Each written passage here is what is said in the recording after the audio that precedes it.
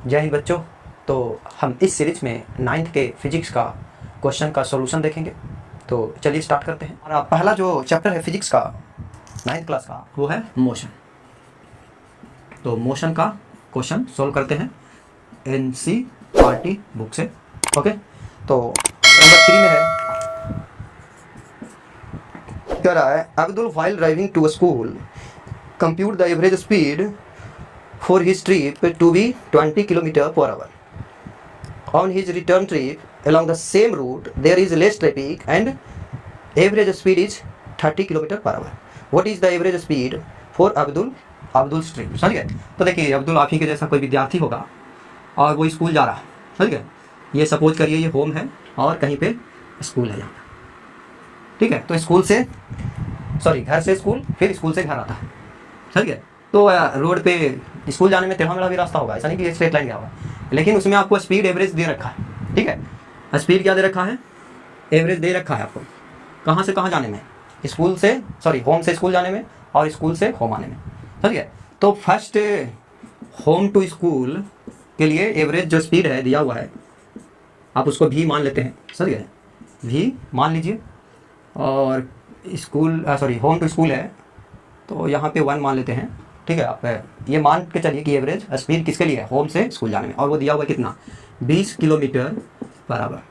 आप इसको ब्रैकेट में ऐसे भी लिख सकते हैं, एवरेज स्पीड को ऐसे लिखा जाता है, तो ये लिख सकते हैं हम एक वेरिएबल से रिप्रेजेंट किए एवरेज स्पीड को। समझ गए? तो ठीक है, फिर दूसरा में दिया हुआ है कि स्कूल से फिर घर आ रहा है, वही रास्ता, सेम रास्ता है। समझ गए ना? और उतना ही डिस्टेंस है बीच में, वही रास्ता से आ रहा है। तो ट्रैफिक कम होने के कारण उन्होंने स्पीड अपना बढ़ा दिया होगा, तो एवरेज स्पीड भी बढ़ गया होगा।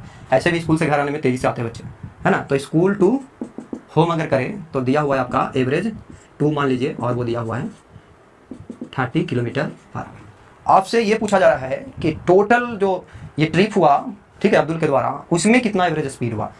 पहला का दिया हुआ होम से स्कूल जाने में दिया हुआ है, स्कूल से होम आने में दिया हुआ है। अब कह रहा है होम से होम आने में कितना हमारा एवरेज होगा, यानी home to school to home आने में आपसे एवरेज स्पीड पूछा जा रहा है। मान के चलो एवरेज स्पीड क्या है ये पूछा जा रहा है। ओके, यही आपको निकालना है। तो एवरेज स्पीड का आपको फार्मूला मालूम है, और वो क्या होता है कि total distance by total time, है ना? तो टोटल डिस्टेंस आपको तो डिस्टेंस दिया नहीं, टाइम दिया नहीं, तो हम क्या करते हैं कि होम से स्कूल के बीच का डिस्टेंस को हम x मान लेते हैं। ठीक है, तो जाने में भी x, फिर आएगा तो भी x, है ना? तो टोटल डिस्टेंस कितना हो जाएगा? Total distance in term of x है ना? आपको पता नहीं हम x माने हैं, और x देखिए कैसे निकलेगा, और ये कितना हो जाएगा? 2x हो जाएगा। जाने में भी x तो आने में भी x, है ना? तो 2x हमारा टोटल डिस्टेंस। हमको टाइम भी चाहिए टोटल, तो जाने में स्पीड आपको मालूम है कि कितना स्पीड से जा रहा है, होम से स्कूल जा रहा है, टाइम नहीं पता, है ना? डिस्टेंस हमने x माना है, अब टाइम t1 मान ले तो 2 वेरिएबल हो जाएगा। तो 2 वेरिएबल निकालने के लिए हमें 2 इक्वेशन की जरूरत होगा, इसलिए हम देखिए एक ही वेरिएबल में काम चला लेंगे। और वो देखिए हम इसमें लगने वाला टाइम जो है, होम से स्कूल जाने में जो टाइम है वो t1 माने, तो एक फार्मूला आपको बताया गया है, स्पीड बराबर क्या होता है? डिस्टेंस बाई टाइम होता है। तो टाइम बराबर क्या हो जाएगा? डिस्टेंस बाई स्पीड हो जाएगा, ये होगा। तो अगर फर्स्ट के लिए चर्चा करिएगा होम टू स्कूल के लिए, है ना, तो उसके लिए अगर टाइम निकालिएगा, होम टू स्कूल के लिए अगर करिएगा, तो हम कहेंगे कि t1 जो है ना, t1 हम मान लेते हैं कि होम से स्कूल जाने में t1 है, तो t1 क्या हो जाएगा?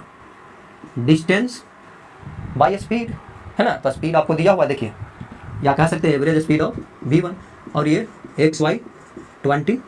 ओके, उसी प्रकार से t2 निकाल लेंगे स्कूल से होम जाने में।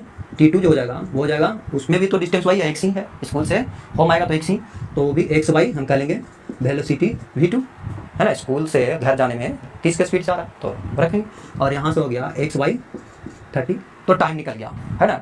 अब ये दोनों टाइम निकल गया, तो हम टोटल टाइम अगर कहेंगे कि टोटल टाइम कितना है, टोटल टाइम, तो टोटल टाइम हमारा हो गया t1 प्लस t2, घर से स्कूल जाने में, फिर स्कूल से घर आने में जो समय लगेगा वही ना, तो टोटल टाइम हो गया, क्योंकि हमें पूरा ट्रिप का एवरेज निकालना है, तो टोटल टाइम निकालना पड़ेगा। और यहाँ से दिया हुआ है x/20 और x/30, ये 60 हो गया, और ये कितना हो जाएगा?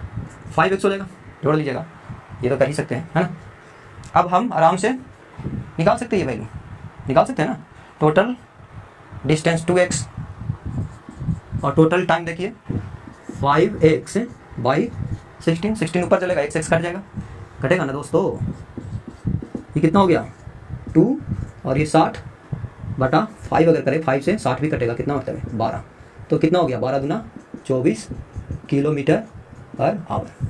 बात समझ गए। तो इस तरीके से हमने एवरेज निकाल लिया टोटल होल ट्रिप के लिए, समझ गए। तो ये हमारा तीसरा नंबर वेरी इजीली बन गया। अब इसी तरीके से क्वेश्चन बनाने का, क्वेश्चन नंबर 4 पढ़िए और बनाने का कष्ट करिए, नहीं बनेगा तो मैं तो होगी, है ना। देखिए दिया हुआ है क्वेश्चन नंबर 4 में about starting from rest on a lag accelerate in a straight line at a constant rate of 3 metre per second square for 8 second. देखिए एक झील है, समझ गए, और एक बोट है, इसमें बहुत ही नेचुरल क्वेश्चन है ना। और इसमें बोट है, बस ये सब बोट हमारा, और इसमें एक आदमी भी बना दीजिए जो कि इस बोट को चलाएगा। अभी रेस्ट में है, इनिशियली बोट क्या है, इनिशियली दे रखा है कि बोट हमारा रेस्ट में है, लेकिन बोट को मोटर होगा उससे गाड़ी चालू करते हैं ना, एक्सेलरेट पहले रेस्ट में होता है, एक्सेलरेशन देते हैं, तो एक्सेलरेट किया और ये एक्सेलरेट सपोज करो इधर की ओर, समझ गए। तो वो एक्सेलरेशन दिया हुआ है और वो कितना है 3 मीटर पर सेकंड स्क्वायर दिया हुआ है ना, वही दिया हुआ है। कितना देरी तक एक्सेलरेट किया, एक्सेलरेट करने के बाद एक्सेलरेशन एकदम छोड़ दे, तो कितना देरी के लिए किया, टाइम दिया हुआ है कि 8 सेकंड के लिए आप इसको एक्सेलरेट किया, ये डेटा हमको मालूम।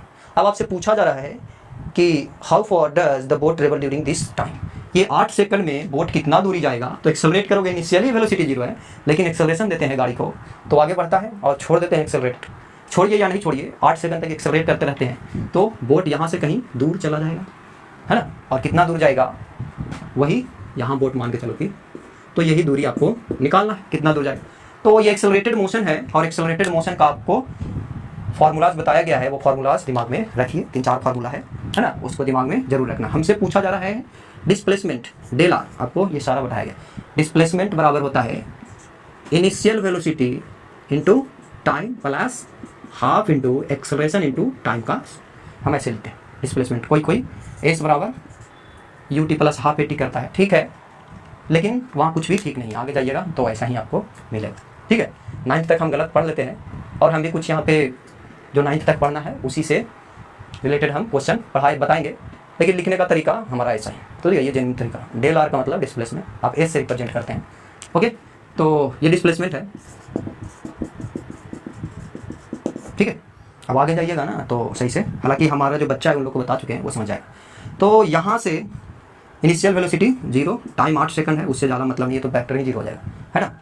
और ये हो गया एक्सेलरेशन आपको दिया हुआ है 3 मीटर पर सेकंड, और टाइम 8 64 हो जाएगा, 8 का स्क्वायर करिएगा तो, और यहाँ से ये कटेगा, कितना मतलब कट जाएगा बच्चों, ये 3 और ये 2, तो कितना आ गया 3 गुना 6 3 3 9 96 मीटर, ये वाला फैक्टर तो 0।